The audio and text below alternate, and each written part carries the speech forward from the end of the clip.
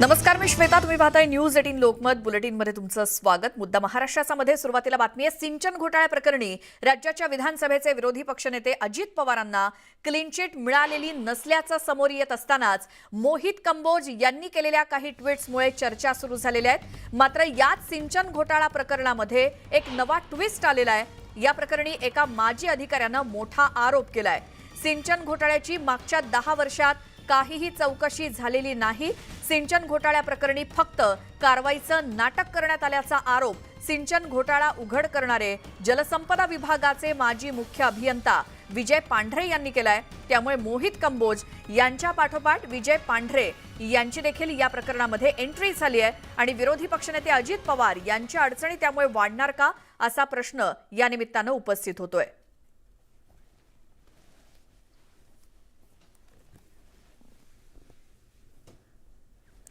याच संदर्भात आपण अधिक बोलणार आहोत. सेवानिवृत्त मुख्य अभियंता पाटबंधारे विभागाचे विजय पांढरे आपल्यासोबत आहेत. सर, स्वागत तुमचं न्यूज 18 लोकमत मध्ये. सिंचन घोटाळ्यामध्ये काय तुमच्याकडे नेमकी माहिती आहे सर, की जी आतापर्यंत किंवा ज्याचा गौप्यस्फोट तुम्ही केलेला आहात, काय सविस्तर सांगाल? हे पहा, जे काही आतापर्यंत गेल्या 8-10 वर्षापासून समोर आलेलं आहे त्याची चौकशी योग्य पद्धतीने झालेली नाही. खरं म्हणजे चितळे कमिटीने अहवाल सादर केलेला आहे आणि त्या अहवालामध्ये चितळेंनी खूप महत्वाच्या बाबी नमूद केलेल्या आहेत. फक्त त्यांनी अगदी सरळ सरळ त्या बाबी जशा मांडायला पाहिजे होत्या तशा मांडल्या नाही, परंतु ठिकठिकाणी त्यांनी अनेक अनियमिततांचा, बेकायदेशीर मान्यतांचा आणि कायदे तोडल्याचा उल्लेख केलेला आहे. आणि खंड 2 मधील सुरुवातीला त्यांनी 7 ॲनेक्शर दिलेले आहेत. त्या 7 ॲनेक्शर मध्ये 7 बाबी त्यांनी नमूद केलेल्या आहेत आणि या 7 बाबींमध्ये मोठा भ्रष्टाचार झालेला आहे असं त्यांनी त्या रिपोर्टमध्ये नमूद केलेलं आहे. आणि या 7 बाबींची चौकशी ही हाय पॉवर कमिटी मार्फत केली जावी अशी त्यांनी शिफारस केलेली आहे. चितळे कमिटीचा रिपोर्ट सरकारने स्वीकारलेला आहे. असं असूनही या 7 बाबींचा काहीही उल्लेख सरकारने कुठेही केलेला नाही. उलट चितळेंनी क्लीन चिट दिली अशी अफवा पसरवण्यात आलेली आहे. ती गोष्ट अतिशय चूक आहे. तसं काहीही झालेलं नाही. स्वतः चितळेंनी त्यावेळेस एक क्लिप दिलेली आहे ज्यामध्ये त्यांनी सांगितलेलं आहे की जर माझ्या चौकशीचा रिपोर्ट नीटपणे अभ्यास केला तर संबंधितांनी केलेल्या चुका आणि बेकायदेशीरपणा लक्षात घेता 2 दिवसामध्ये संबंधितांना जेलमध्ये टाकता येईल इतकी माहिती मी दिलेली आहे असं चितळेंनी स्वतः सांगितलेलं आहे. ती क्लिप युट्यूबवर सुद्धा असेल. असं असूनही 19 साली परमबीर सिंग नावाचे एसीबीचे आयुक्त त्यांनी नागपूर खंडपीठामध्ये अजित पवारांना क्लीन चिट देण्यात येत आहे असं प्रतिज्ञापत्र सादर केलेलं आहे, जे अत्यंत चुकीचं आहे. आणि त्याआधी मात्र संजय वर्वेंनी नागपूर खंडपीठामध्ये प्रतिज्ञापत्रक सादर केलंय ज्यामध्ये त्यांनी अजित पवार दोषी असल्याचं म्हटलेलं आहे. परंतु परमबीर सिंगांनी जेव्हा सरकार आलं तेव्हा ती मागचं प्रतिज्ञापत्रक खोडून काढण्यात आलेलं आहे आणि एक चुकीचं प्रतिज्ञापत्रक सादर करण्यात आलेलं आहे. त्यामुळे अजित पवारांना क्लीन चिट दिलेली आहे हे म्हणणं अतिशय चुकीचं आहे. बरं सर, मग गेली 10 वर्ष सिंचन घोटाळ्याची चौकशी नेमकी झाली की नाही? हे बघा, चितळे कमिटी चौकशीसाठी नेमण्यात आली होती. चितळे कमिटीने महत्वाच्या बाबी रेकॉर्डवर आणलेल्या आहेत. सांगितलं की खंड 2 मधील ॲनेक्शर 7 ॲनेक्शर सुरुवातीला दिलेले आहे आणि त्या 7 ॲनेक्शर मध्ये ज्या 7 भ्रष्टाचाराच्या गंभीर बाबी आहेत त्या सविस्तर नमूद करण्यात आल्या आहेत. खरं म्हणजे चितळे खात्याचे सेक्रेटरी होते, त्यांना सगळं माहिती होतं, घोटाळे कसे झाले हेही त्यांना समजत होतं. त्यांनी त्यांनीच खरं म्हणजे यांची चौकशी करून त्याचा अहवाल द्यायला पाहिजे होता, पण तसं न करता त्यांनी त्यासाठी एक हाय पॉवर कमिटी नेमावी अशी शिफारस त्या अहवालात केलेली आहे.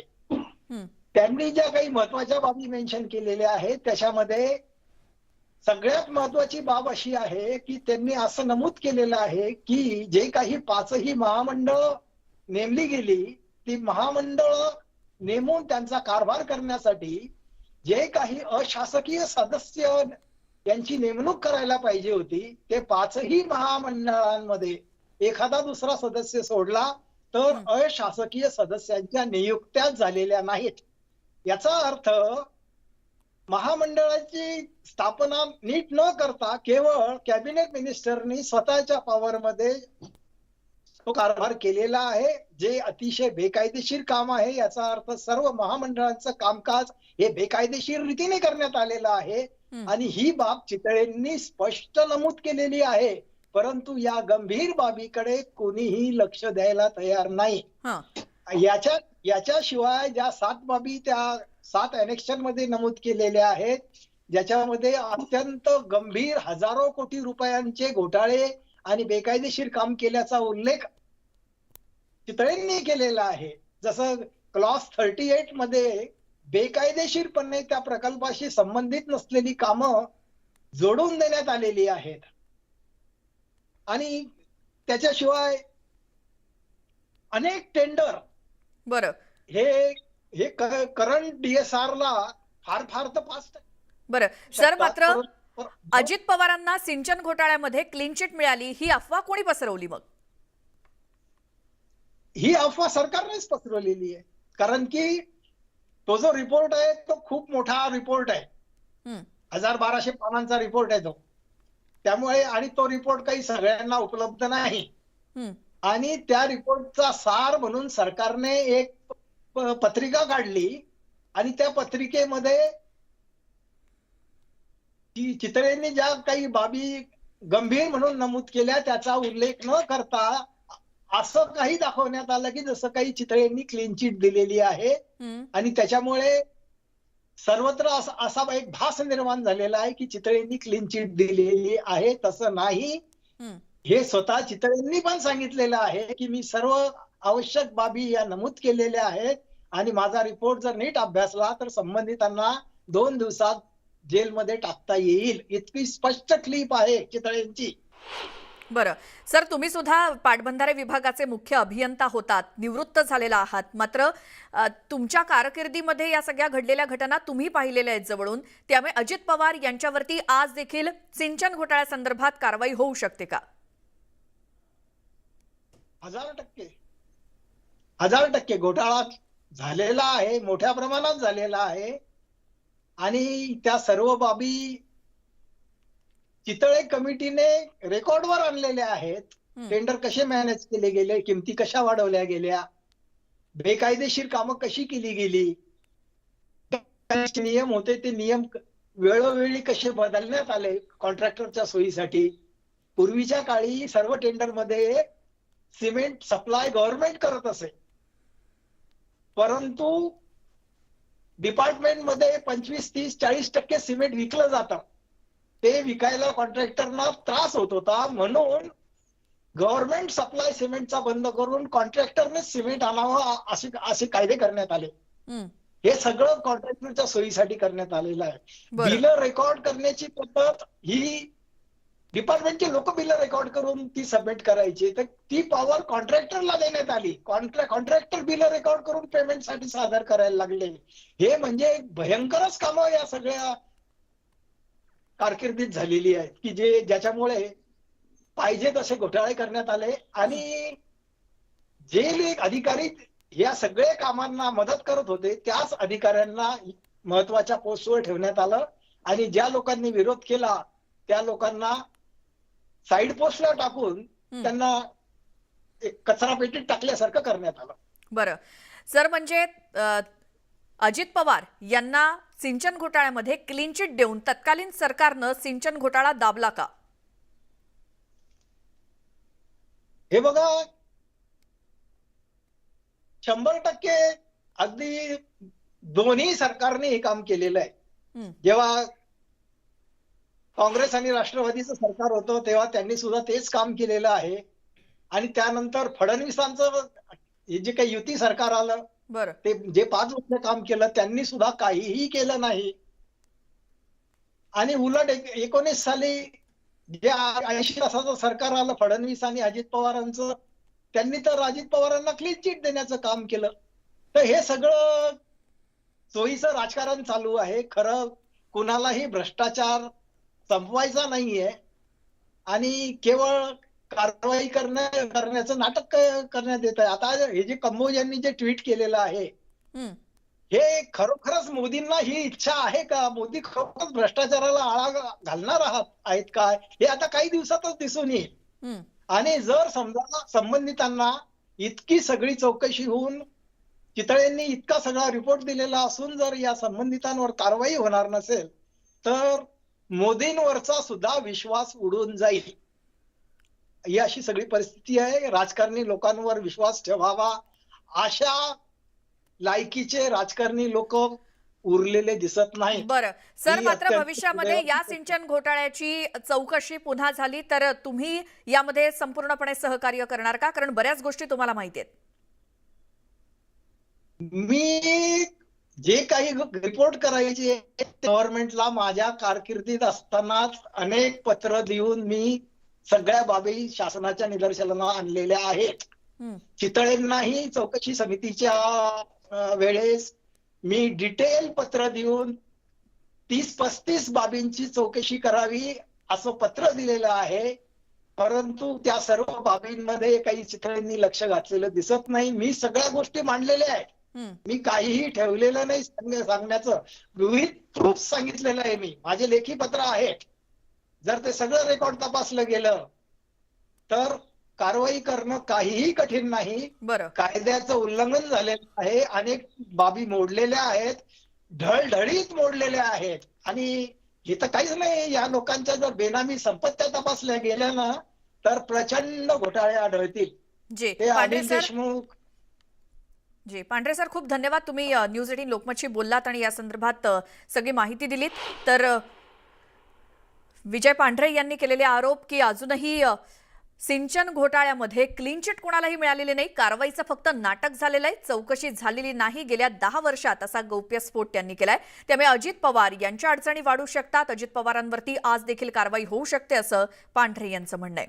यानंतर पुढची बातमी आहे, मुंबई महानगरपालिकेची निवडणूक जिंकण्याचा भाजपनं पण केलाय.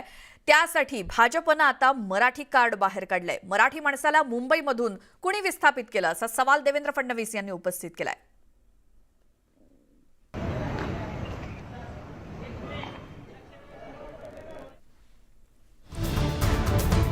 भाजपच्या कार्यकर्ता मेळाव्यात देवेंद्र फडणवीसांनी शिवसेनेवर जोरदार तोफ डागली. शिवसेनेमुळे मराठी माणसाला मुंबईच्या बाहेर जावं लागलं असा घणाघात फडणवीसांनी केला. मराठी माणसाचा मुद्दा आगामी निवडणुकीत महत्त्वाचा असणार असल्याचं भाजपनं स्पष्ट केलं. राष्ट्रीय पक्ष असलेल्या भाजपनं एक प्रकारे प्रांतिक भूमिका घेतली. मात्र मुंबई जिंकायचीच असा चंग भाजपनं बांधलाय. त्यामुळे यावेळी देवेंद्र फडणवीसांनी मराठी कार्ड जोरकसपणे वापरत शिवसेनेच्या जिवारी लागणारा बाण सोडलाय. आता मुंबईमधल्या मराठी माणसाला विस्थापित केलं जाणार.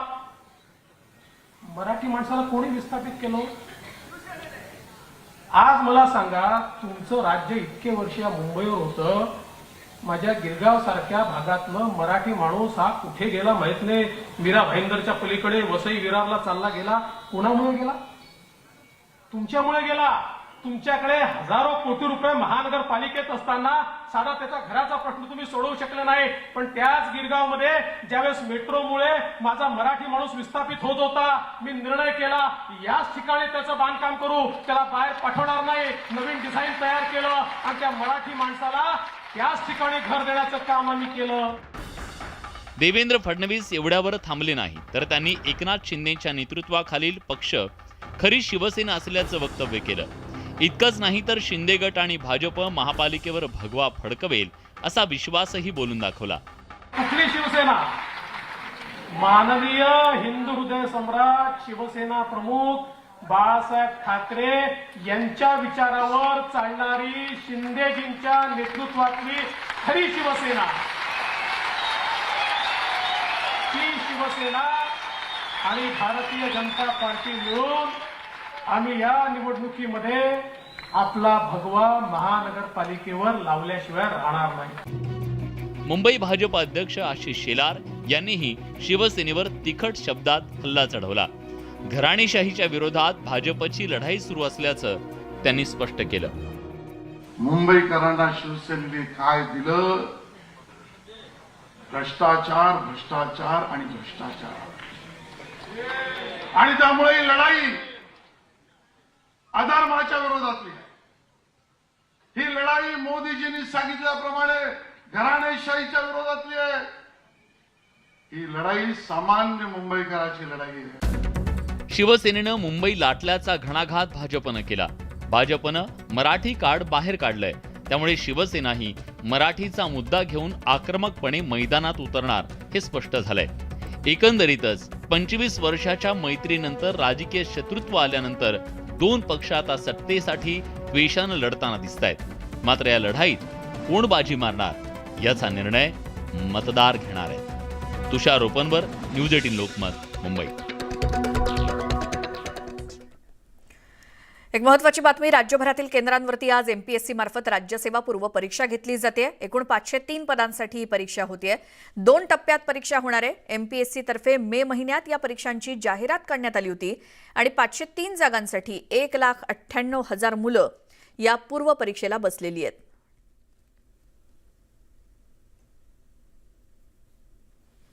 एमपीएससीची पूर्वपरीक्षा होते. अशा विविध सेंटरला याची परीक्षा होते. साधारण 503 जागांसाठी 1,98,000 मुलं बसलेली आहेत या परीक्षेला. खूप प्रतीक्षेनंतर ही परीक्षा होते. यावेळेचं खास वैशिष्ट्य म्हणजे पहिल्यांदाच बायोमेट्रिक केलं जातं राज्यसेवा पूर्व परीक्षेसाठी. आणि ह्या बायोमेट्रिकचं वैशिष्ट्य असं आहे की तुमचं आयरिस जे आहे बुबुळाचं ते इथे क्रॉस चेक करूनच तुम्हाला आत सोडलं जातंय. म्हणजे आता गर्दी असल्यामुळं काही मुलांना नंतर करायला सांगण्यात आलेलं आहे. पण ही पद्धत अशासाठी की डमी विद्यार्थ्यांनी परीक्षेला बसू नये याच्यासाठी बायोमेट्रिकची पद्धत सुरू करण्यात आलेली आहे. पहिल्यांदाच हे बघा यांच्या हातात आय कार्ड आहे, आधार कार्डद्वारे हे सगळं आणि त्यांचं हॉल तिकीट याच्या मार्फत हे सगळं बायोमेट्रिक चेक केलं जातं. मला सांग, परीक्षेला झालं पहिल्यांदा तुला शुभेच्छा. काय सांगशील? सर आता 10 वाजता पेपर आहे, त्यासाठी अभ्यास झाला का तुझा? हो सर. हो सर. हो. ह्या मॅडमने बहुतेक बायोमेट्रिक केलेलं आहे. मॅडम, तुम्ही बायोमेट्रिक केलंय, पहिल्यांदा अनुभव कसा आहे? एमपीएससीला पहिल्यांदा राज्यसेवेला पूर्व परीक्षेला बायोमेट्रिक आहे. बायोमेट्रिक नाही झालं सर. नाही झालं? आल्याच्या नंतर करायचं. आल्यानंतर करणार. म्हणजे असं हे गर्दी इथं वेळ मुळात आता वेळ झालेली परीक्षेची म्हणून लवकर सोडलं जातं. पण आल्यानंतर त्यांना बायोमेट्रिक हे करावंच लागणार आहे. खरं तर एमपीएससी नेहमी की तुम्ही बायोमेट्रिक केल्याशिवाय आत सोडायचंच नाही. पण आता वेळ सुरू झाली, मुलं काही उशिरा आलीत आणि गर्दी झाली म्हणून हे गोंधळाचं वातावरण दिसतंय. पण बायोमेट्रिक शिवाय त्यांना आत सोडलं जाणार नव्हतं. खरं तर असा नियम होता. पण हा नियम यावेळी तरी कुठेही पाळलेला दिसत नाही. त्यामुळं पेपर सुटल्यानंतर ह्या विद्यार्थ्यांना बायोमेट्रिक करणं कंपल्सरी, अन्यथा त्यांची गैरहजेरी धरली जाऊ शकते. कारण फर्स्ट टाइम राज्यसेवा पूर्व परीक्षेला बायोमेट्रिक कंपल्सरी करण्यात आलेलं आहे.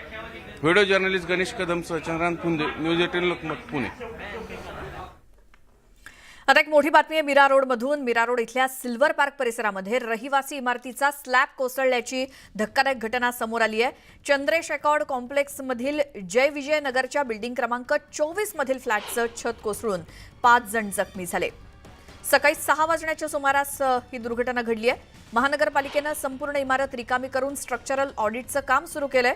ही बिल्डिंग 1990 साली बांधण्यात आलेली होती आणि या बिल्डिंगमधील 202 क्रमांकाच्या फ्लॅटचा स्लॅब तळमजल्यावरच्या फ्लॅटवरती पडला.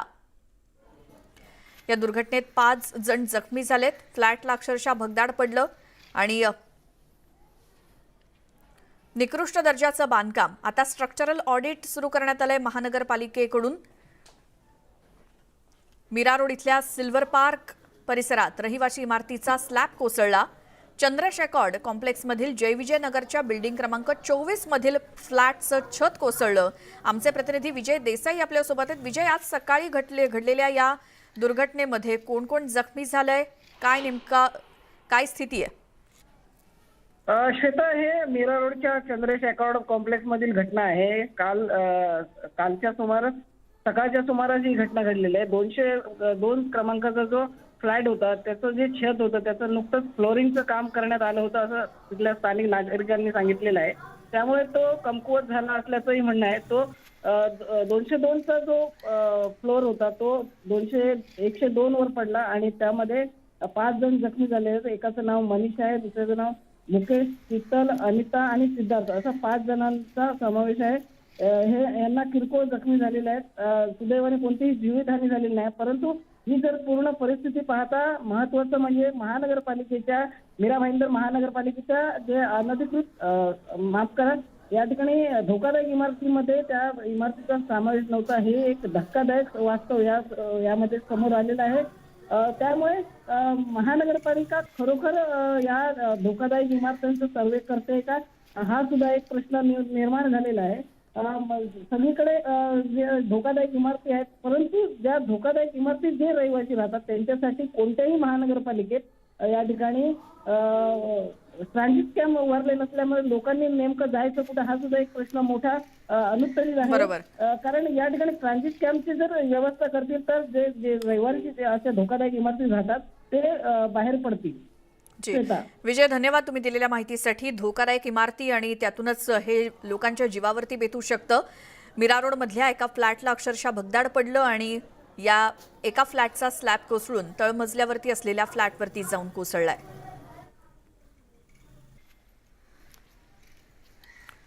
या दुर्घटनेमध्ये 5 जण जखमी झालेत आणि आता महानगरपालिकेकडून या इमारतीचं स्ट्रक्चरल ऑडिट सुरू करण्यात आलंय.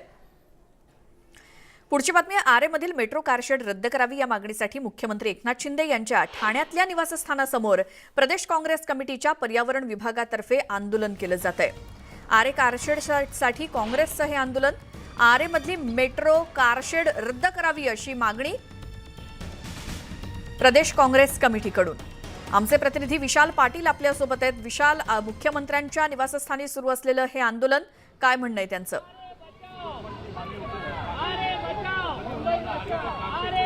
श्वेता, काँग्रेस पहिल्यापासूनच आरेच्या बाबतीत जो शिंदे सरकारने निर्णय घेतलेला आहे या बाबतीत विरोधात आहे आणि त्याच अनुषंगानं ठाण्यामध्ये मुख्यमंत्री एकनाथ शिंदे यांचं निवासस्थान आहे. या निवासस्थानाच्या बाहेर हे आंदोलन जे आहे हे काँग्रेसकडनं केलं जातं. आपण बघू शकतो की काँग्रेसचा जो पर्यावरण विभाग आहे या पर्यावरण विभागाकडनं या ठिकाणी आंदोलन जे आहे हे केलं जात आहे. निदर्शनं जी आहेत ही केली जात आहेत. आरे वाचवा अशा घोषणा ज्या आहेत त्या या ठिकाणी दिल्या जात आहेत.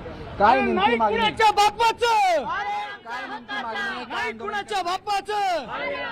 काय आंदोलन करताय? काय मागणी आहे? माहित नाही का आंदोलनाला तुम्ही काय आंदोलन? आम्ही आरे सेव्ह करण्यासाठी आलोय. आरे हे मुंबईचं फुफ्फुस आहे आणि आम्ही आरेला वाचवण्यासाठी इथं आलेलो आहोत. पण काय कोणत्या ह्याच्यासाठी तुम्ही मागणी करताय? किती जागा? क्लिअर आहे की आरे वाचलं पाहिजे. आरे हे मुंबईचं फुफ्फुस आहे. आरे हे वाचलं पाहिजे. तुम्ही आंदोलनामध्ये सहभागी झालेला आहात. काय नेमकी मागणी आहे तुमची? आमची मागणी एकच आहे, जे आरे जंगल तोडण्यात येणार आहे त्याच्यासाठी काँग्रेस पक्ष आणि पर्यावरण विभागाने संपूर्ण हे केलेलं आहे का कुठल्या प्रकारे जंगल तोडू नये ही आमची पहिली मागणी आहे. आणि जर हे तोडण्यात आले तर पर्यावरण याच्यावर एक आंदोलन अजून जोरात करणार आहे. पर्यावरण विभागात काम करता, काय नेमकं तुमच्याकडे याच्या बाबतीत माहिती आहे किंवा काय धोका तुम्हाला दिसतोय? आरे हे मुंबईचं फुफ्फुस आहे हे पूर्ण जगाला माहिती आहे आणि आरेच्या जंगल तोडून फक्त सरकार हे पैशाच्या मागे लागलेलं आहे आणि कारशेड कुठेही बनवता येते त्याला पर्यायी उपाय म्हणून कांजूर मार्ग येते ते सुद्धा जागा करता येते. परंतु आरेचं जंगलच का पर्यावरणाचा ऱ्हास होतो हे पर्यावरणात जागतिक जगावर ही मोठी चळवळ चालू आहे. परंतु सरकारने अगोदरच्या आम्ही बरेच आंदोलनं केले आहेत परंतु सरकार जसं सत्तेमध्ये आलं तसं त्यांनी पहिला निर्णय आरे जंगल तोडीचा घेतला आहे आणि हे संपूर्ण विश्वालाच नाही आपल्या मुंबईला महाराष्ट्राला धोकेदायक आहे. त्याकरता आम्ही या आंदोलनात तीव्रपणे उभे राहिलेलो आहेत आणि यासाठी आम्हाला सर्व ठाणे जिल्ह्यातील पूर्ण विश्वातील आपल्या मुंबईतील सर्व लोकांचा सहभाग त्यामध्ये आहे. नक्कीच श्वेता, खरं तर हे सर्व काँग्रेसचे पर्यावरण सेलमध्ये काम करणारे कार्यकर्ते आहेत. काही जणांना या आंदोलनाची माहिती सुद्धा नाहीये असे सुद्धा कार्यकर्ते या आंदोलनात सहभागी झाले आहेत. मात्र आपण पाहिलं तर ठाण्यात मुख्यमंत्र्यांचं जे निवासस्थान आहे या निवासस्थानाच्या काहीशा अंतरावर. विशाल, धन्यवाद या सगळ्या माहितीसाठी. तर प्रदेश काँग्रेस कमिटीच्या पर्यावरण विभागातर्फे मुख्यमंत्री एकनाथ शिंदे यांच्या निवासस्थानाबाहेर सध्या आंदोलन केले जात आहे. आरे वाचवा अशा घोषणा दिल्या जात आहेत. एक छोटासा ब्रेक घेऊन आपण लगेचच परत येऊयात. पाहत राहा मुद्दा महाराष्ट्राचा.